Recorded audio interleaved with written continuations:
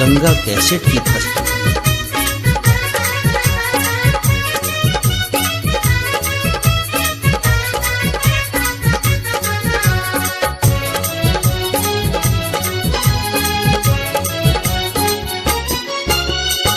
एक बेर मिथिला में आयब का, एक बेर मिथिला में आयब का, पोत्रो ले किछ सोच लही।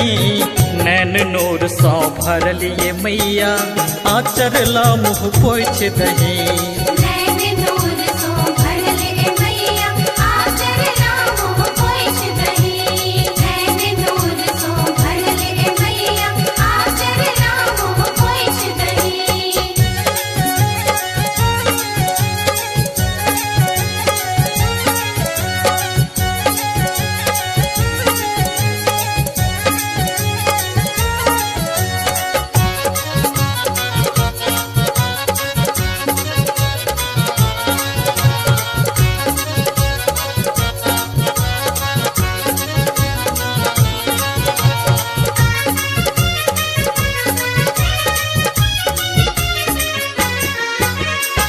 अब ते दसवीं भर मिथिला में घर मंदिर सन सज गेलई। नेन्हा चेतन सब गे मैया, हर्ष उल्लास से भर गेल। अब ते दसवीं भर मिथिला में घर मंदिर सन सज गेलई। नेन्हा चेतन सब गे मैया, हर्ष उल्लास से भर गेलई।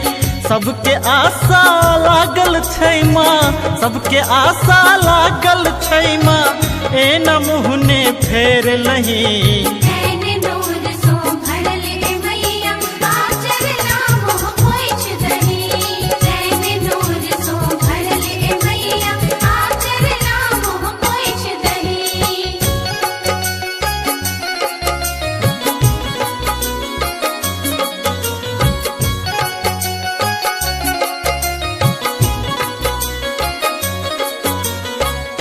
आप सुन रहे हैं गंगा कैसेट की प्रस्तुति।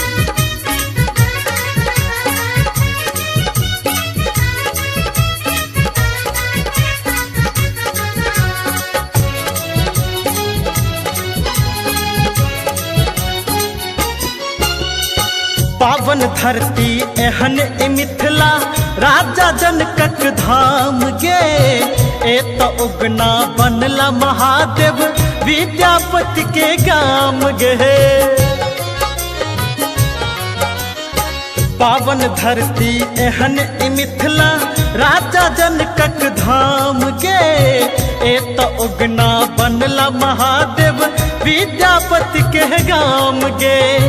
त्राहि त्राहि कह रहल ई मिथिला, त्राहि त्राहि कह रहल ई मिथिला, हाल चाल तो पूछ लही।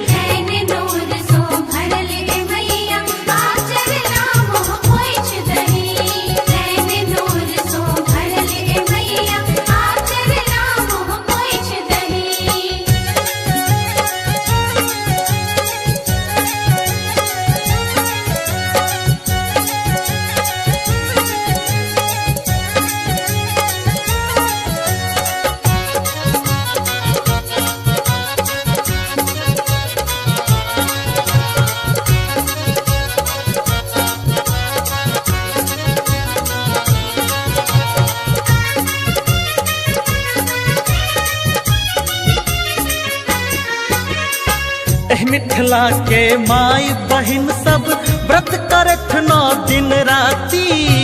माइट साइन का बनल दीवारी, सज रहल सूतक बाती। मिथिला के माई बहिन सब व्रत करत 9 दिन राती। माइट साइन का बनल दीवारी, सज रहल सूतक बाती।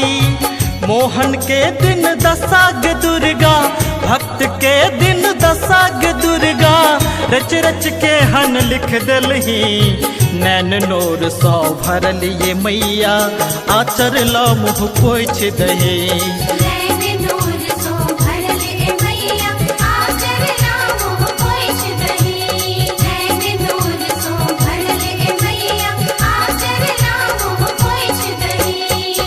एक बेर मिथिला में आबि कऽ, एक बेर मिथिला में आबि कऽ पुत्रो ले किछु सोचि लही। नैन नोर सँ भरलिए मैया, आचर ला मुँह पोछि दही।